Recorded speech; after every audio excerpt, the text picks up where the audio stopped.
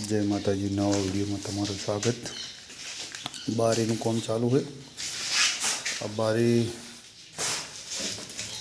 रे काढ़ी अने पछी पूरी देवानी।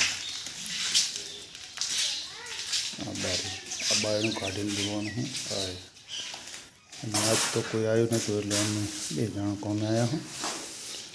कशुं वांधो नहीं, जेटलुं थाय एटलुं तो करशुं, पण काम तो चालू करवुं पड़े ने, कारण के चणामां पड़ी गया था हमणे पावामां ने एमां। हवे काम चालू कर्युं छे। बारी हाथे नाथे काढी अने नीचे बालकोर आ बारीने हवे आ काम पती जाय ने એટલે બારીને કાઢીને છાણી નાખવાની।